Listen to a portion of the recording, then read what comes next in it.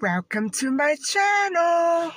Hi everybody, and welcome back to my channel and to another episode of Endless Journeys. And today we are still discussing Titanic story excerpts from people who managed to survive. And this particular story is absolutely mind-blowing, mind-boggling, game-changing, earth-shattering, to me at least. This is the story of Charlotte and her family, and you know, she's absolutely a very awesome and inspiring character. She is, in fact, not only a character, but a real live person whose spirit really lingers. I think she's really, her voice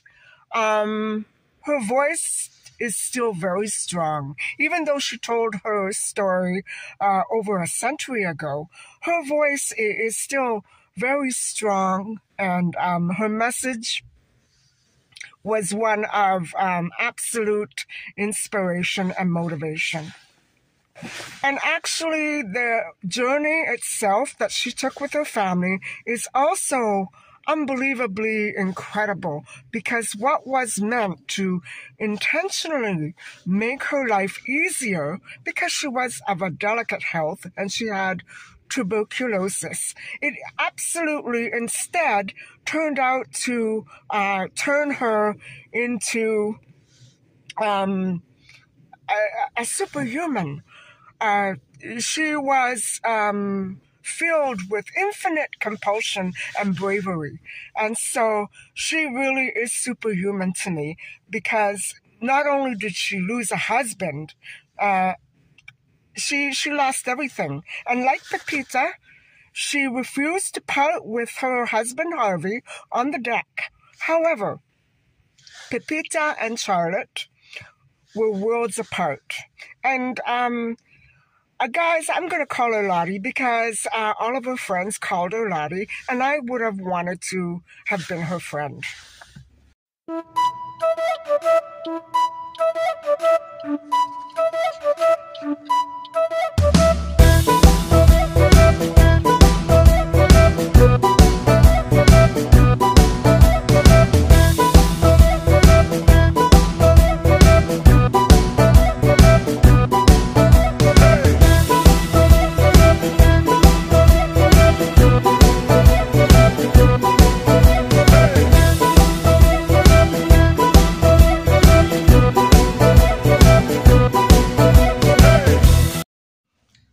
Hi everybody, I'm home now, and so I thought we would continue with our discussion on Lottie and her voyage on the Titanic. and everything that happened to her and her family. And so, but first, let's talk a little bit about the political context, which was, in this case, I think it's quite relevant to some of the things that come up in the statements that she makes. And so, now guys, I don't want to just take this article that she wrote and say, well, yeah, that's the truth. Of course, I don't doubt that she would tell the truth, but I want to know more about the context because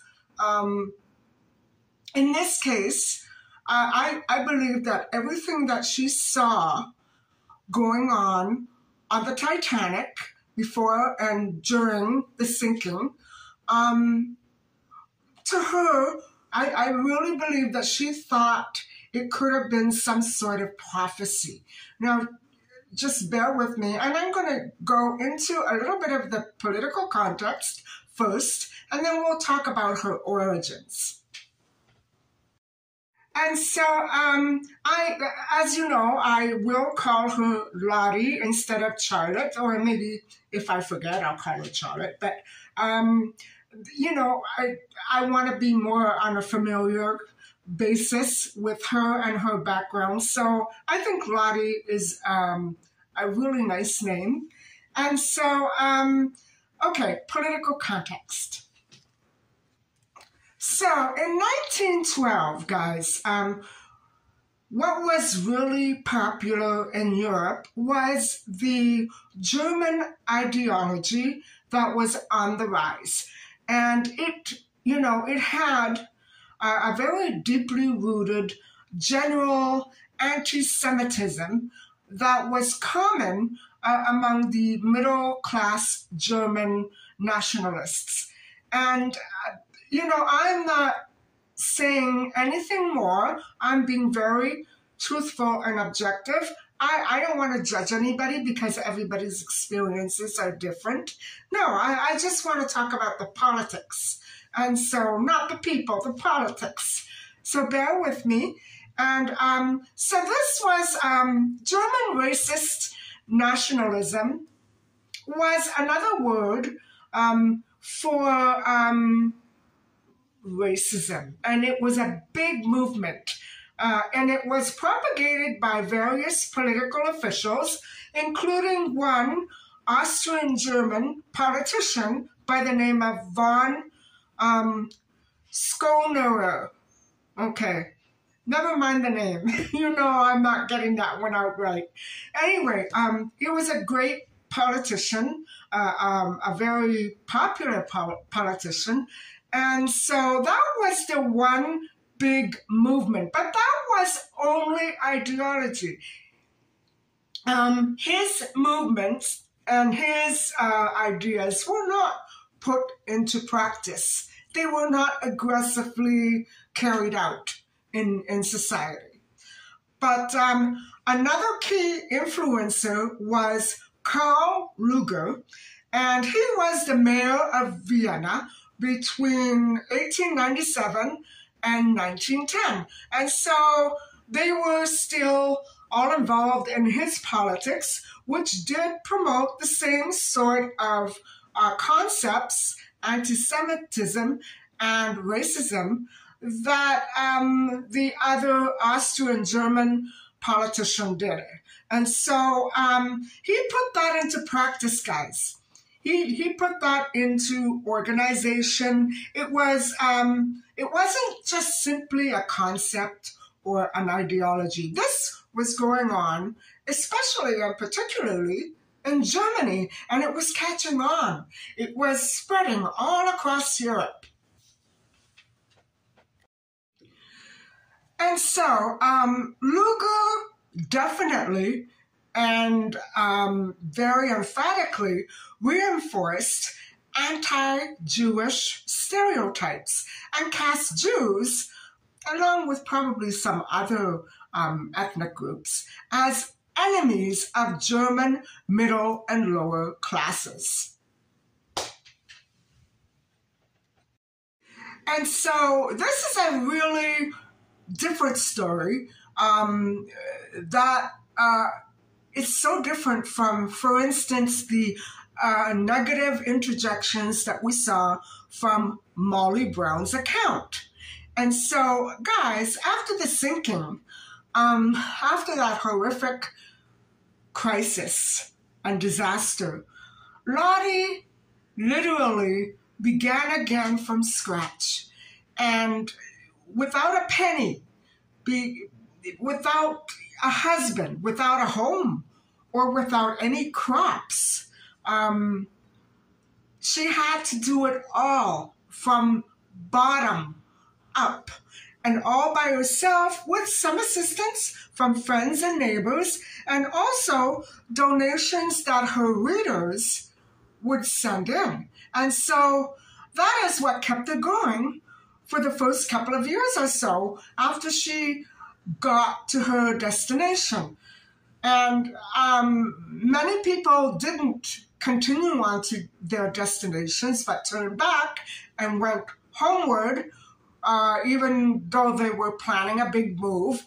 But not Lottie. She just continued forth. And I think the main reason for that was because she had friends there who were going to be able to help her, as we will see. I'm going to be narrating this story. And she was without a penny anyway. So I can't imagine what she and other people in that position after the Titanic sank, what did they go through? And so, but she did it, guys. She did it, as we are going to see. And so, bear with me. And so here in her own narrative account, which I'm going to give you in the next few episodes, Lottie clearly states that her family was in a second-class cabin and passengers were rescued solely on the basis of gender and age. So children and women got saved automatically. And not all of them made it to rescue boats, but that was the official rule. And so the thing is that it's, you know, however, that was not, like I just said, it wasn't altogether true. And so this is where racism comes in, and I'm not going to dwell on it. I'm just going to simply tell you that it was quite rampant on that voyage, even from other stories that I have researched, to the point where it made me not like the victim at all because they were caught up in it, or at least one woman was, and I'm deciding for other reasons not to tell her story. But I liked the way that Lottie told her story, and I could see that she was really struggling to find the proper way to tell ugly details that were actually very true. And it must have been hard for her, as well as other crew on the ship who were simply following protocol. They were following procedures. They weren't trying to be racist or express hate. So that's why when I said, after discussing Victor and his case, I went on to say that I thought it was all the operations on the Titanic were based on hate and discrimination. Well, it would seem so, wouldn't it? But I wouldn't go as far as they must have been in such a horrible position. I wouldn't go as far as accusing any of the crew members of it. It's just the way it was all set up and organized, if you get my drift. And I think Lottie realized that too. And she didn't want to come right out and say, look what happened. I hated that. But you could sense that she was a decent person with a good heart who questioned everything around her. And if it weren't for her objectivity, this might not have ever come to the surface. So can you imagine being that destitute, that desperate and alone, and not even a GoFundMe account to support her? Eventually, Lottie did leave USA after she established a home for her and her child and married. Now, I'm not sure, I'm not at the point in the story where she actually gets married again. I don't remember if she gets married in USA or in England. I believe it was when she moved back to England about 2 years later. But she did pass away 4 years after the sinking in 1916. She was married by then. So, okay, now a little bit about Lottie's origins and her first family that she knew when she left England.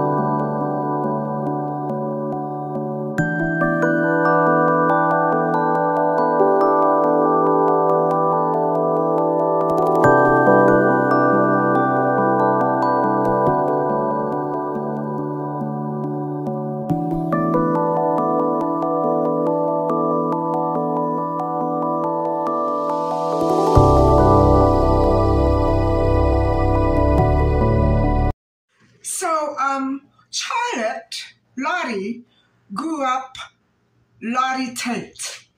She was a Tate, and she was the oldest daughter of Alan and Louisa, and they lived in Surrey,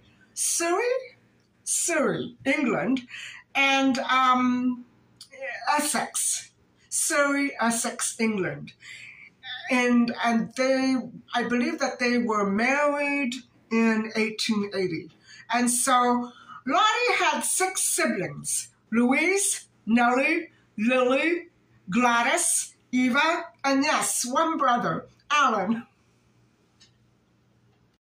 Sadly, I don't hear anything at all about Alan or Louisa or Nellie or Lily. I don't hear anything at all about her other siblings.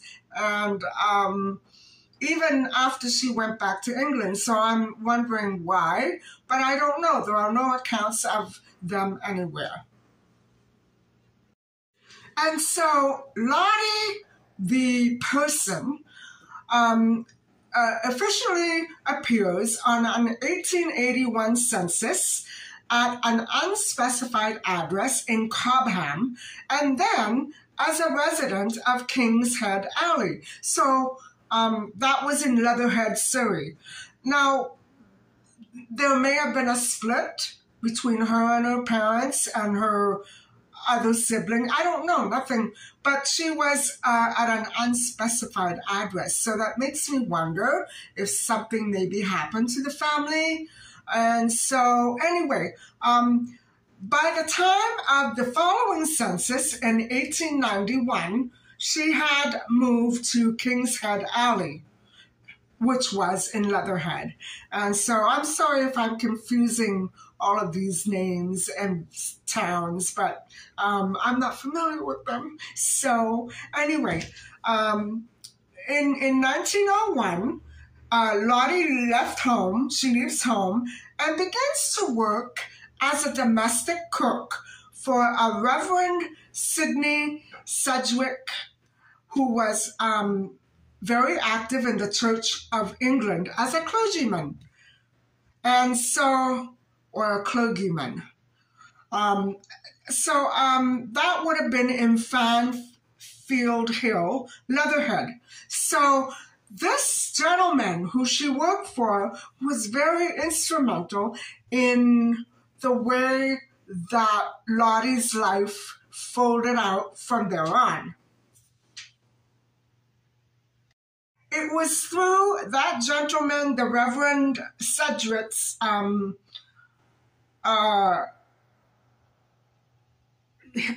was through his work that Lottie was able to finally meet up with her husband, Harvey, in 1880, who was also then a church cleric. And so after their meeting, guys, everything else is just nearly history.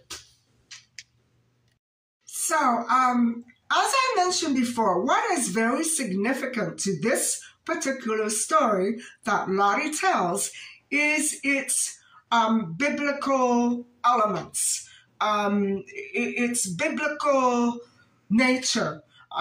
And, you know, I'm going to bring up another term, and you're going to say, "Why, you're crazy. Why are you talking about that?" Because it's what I said before.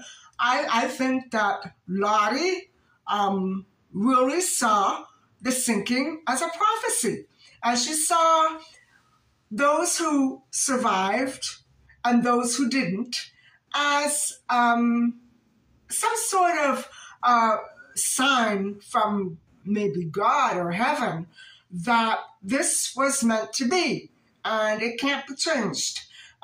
She was resigned to thinking that there was nothing that anybody could have done, and literally she was right. There was nothing anybody could have done to change the course of this disaster and all the problems that it left behind. And so now I'm going to bring up a very European term which has been floating around in history for millions of years. And it is the term nephilim, which refers essentially to a creature who is a fallen angel, neither good, neither evil, just somewhere in between. And this being the Nephilim, it is usually referred to also as a giant. And this is the race that supposedly, according to the Bible, or some parts of it, mixed with humans on earth. And so from that equation, eventually came the race of the Nephilim. And the Nephilim are actually very broadly discussed as giants in the Bible. And Lottie also conjures up some very weird imagery that really, in my mind, refers to Nephilim. Now, guys, I never think like this. I never think of this stuff. And literally, I had to research things when Lottie began using all of these archaic, symbolic phrases and imagery in her story, which eventually was published in the newspaper in a series after the sinking sometime in the spring or summer of 1912. And so, for example, some of these imageries refer to coil of rope. Now, coil of rope is also a kind of symbolic, in literature, reference to sacrifice and maybe prejudice and discrimination. On the other hand, it refers to other things as well, and we're going to go over that later. Also, she talks about torn limbs, and I'm still working on that. That's also a biblical reference. However, I don't know if anybody saw what she saw. So I'm thinking that she was interjecting her own her own way of interpreting this. And so, okay, let me just continue before I get into that. And so, all right, let me find my place first, though. So, guys, in fact, the symbols refer to coil of rope, torn limbs, giants, and even the passengers themselves, some of them who were frantic trying to get rescued and knew they couldn't. They also took on the attributes, the negative attributes of Nephilim, which include cowardliness and fear over bravery and strength, despite their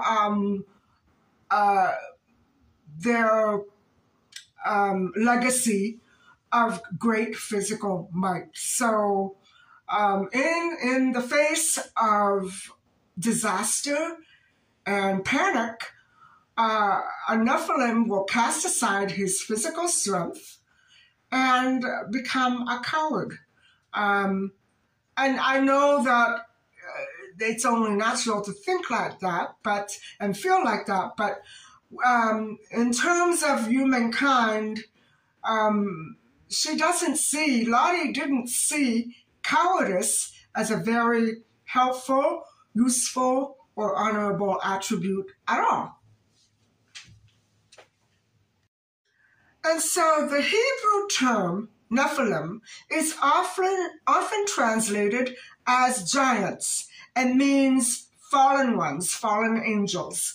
The origins of Nephilim are very widely and greatly disputed, and some sources such as the Book of Enoch,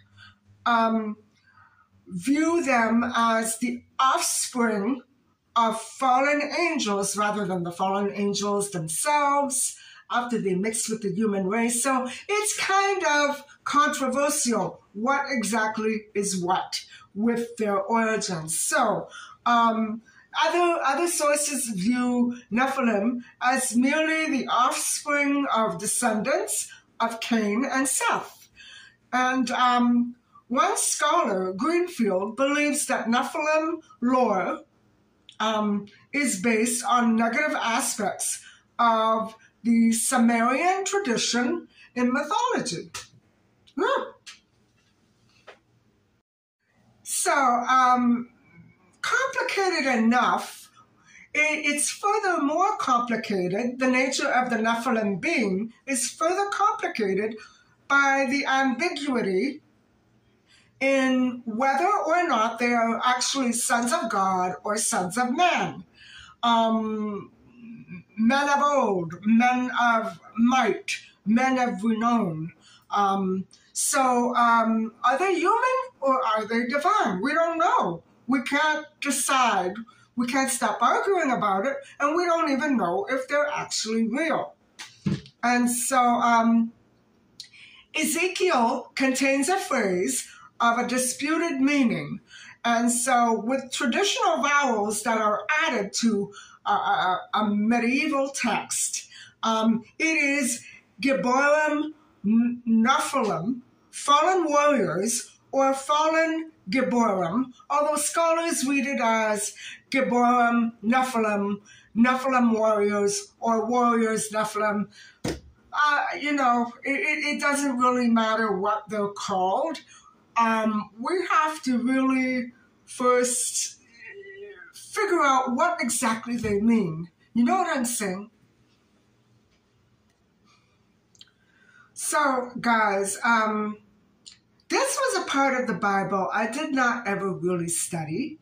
And although I did study the Bible, my courses were much drier than this content.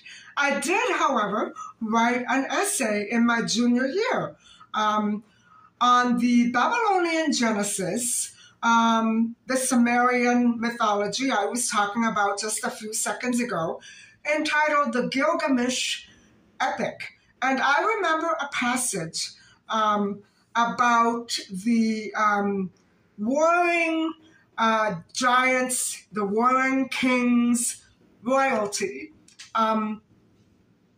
who actually were warring, and one was 10 times bigger than the other, and it sort of has the same sorts of parallels as the Nephilim do in the Genesis. So it's basic to humanity. It doesn't matter where you go. We find giants in every aspect of literary and artistic culture too, of course. But you know, it's the bottom line is, like I said before, whether or not they exist is not really very important right here and now concerning this story. What's more important is exactly what Lottie thought about them. You know what I'm saying?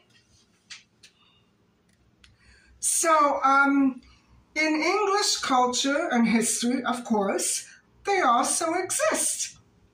And they exist not only in folklore and mythology, but in documents, in real documents, dated between the 6th and 11th century, talking about local Welsh kings.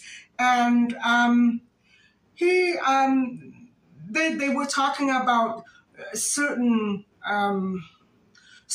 lands being transferred from the church to the kings and back and forth, things like that. And many of these persons, royalty, and maybe even cardinals and bishops, they were regarded as giants, Nephilim, whatever term you want to use, the same sort of superhuman attributes.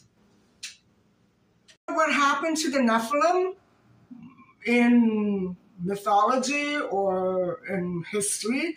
Peter states that at Noah's flood in the Genesis, he confirms that all humanity and all souls and creatures associated with humanity, except for those who went aboard Noah's Ark, were killed. So the Nephilim did not survive. They did not survive that flood. Can we be sure? Weren't there any Nephilim on Noah's Ark? That's part of the controversy. So what happened to the Nephilim in mythology or in history? Peter states that at Noah's flood in the Genesis, he confirms that all humanity and all souls and creatures associated with humanity, except for those who went aboard Noah's Ark, were killed. So the Nephilim did not survive. They did not survive that flood. Can we be sure? Weren't there any Nephilim on Noah's Ark? That's part of the controversy.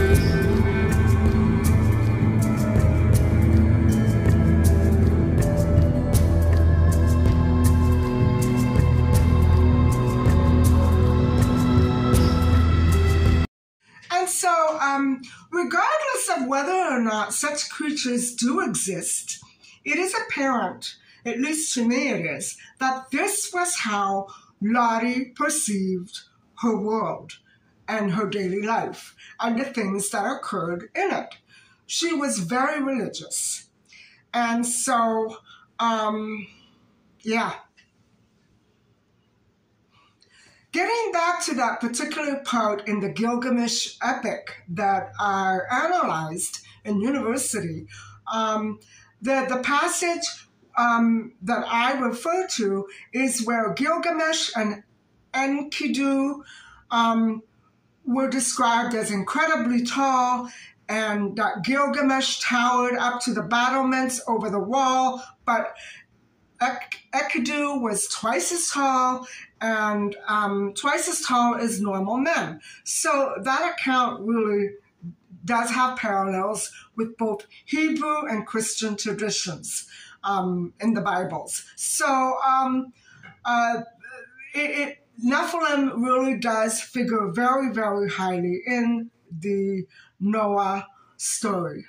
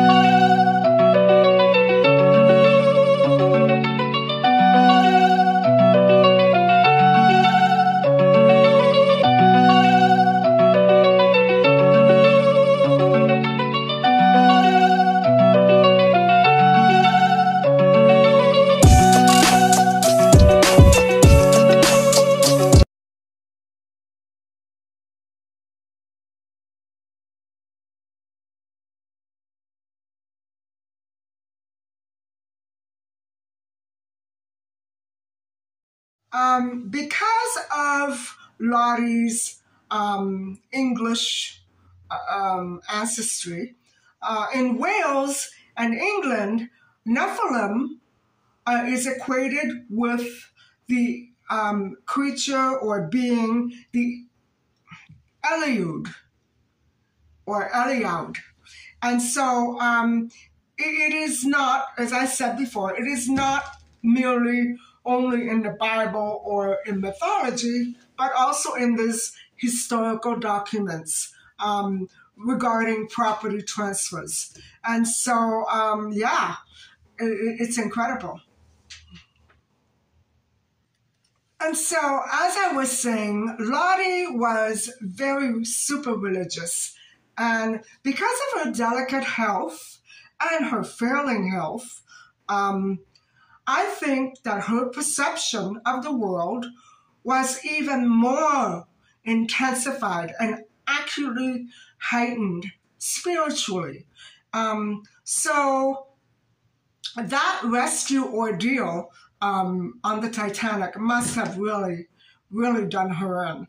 And so she, because of her tuberculosis, I am imagining, because this is typical and those sorts of patients, that she also had a whole barrage, a whole variety of mental health issues, one of them being most likely schizophrenia. And guys, I'm not saying that she sounds like a nut. She's highly intellectual.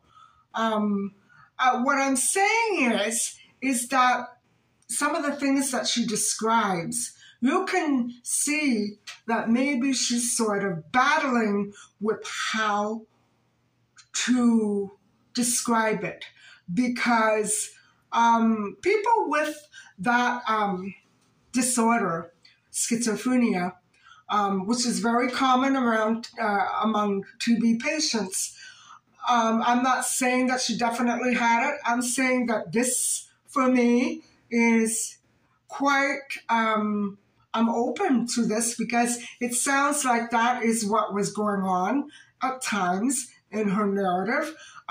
They have cognitive issues.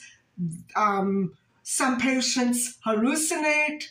Some patients have auditory hallucinations. Some patients have visual hallucinations. Some patients are delusional completely, and they see things and they hear things that really nobody else heard or saw. And so I don't know at this point, because I haven't really figured it out yet. I haven't researched all of the things that she says. I'm not saying that she definitely was over the edge. No. Far from it, a complete opposite. Anybody else would have been pushed over the edge, but not Lottie. And so, I don't want to say this in a negative way, but I wonder if Harvey, her husband, simply walked away from her and used the sinking as an excuse to escape from her. Probably not. But you have to wonder, because so many people went missing and were never found. And so I just want you to keep an open mind to this, because we don't have the facts. And I'm not saying one way or another. I'm just saying, boy, it must have boggled her mind, because she never heard or saw from him again. I can't imagine what she would have gone through all by herself. And yeah, it's enough to make me cry, but probably not. But you have to also remember, guys, in those days, nothing was digital. Nothing was documented. Nothing was recorded. People got away with literal murder, and nobody would have ever caught up with them. Things were different then. Times were different. And so that's why I'm saying these sorts of issues were much more common. And people got away with so much more back then. Not to say that they were all criminal. I'm not suggesting that Harvey walked out on her. But I kind of wonder, and we're going to get into that in the next episode. But anyway, he supposedly went down with the ship, with the Titanic. And so, however, Lottie did not survive too long after that. She did remarry in 1914, I should say, and she passed away in 1916. And so, she carried out the role to survive, to talk about it. And so that is what we know of her perspective. And guys, she literally, she was incredible. And when I say that she may have struggled with cognitive issues, I think the photograph of her sitting with her daughter Marjorie is a perfect example of what I'm trying to get across. And have a look at the photograph.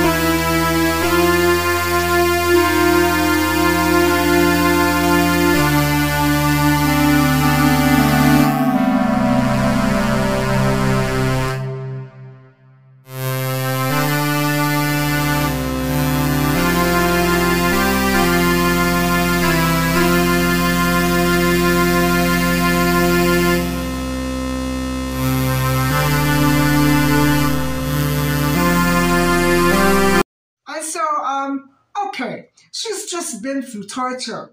Of course, she's going to have a pained look on her face, but if you get my meaning, she's kind of drifting off to the side.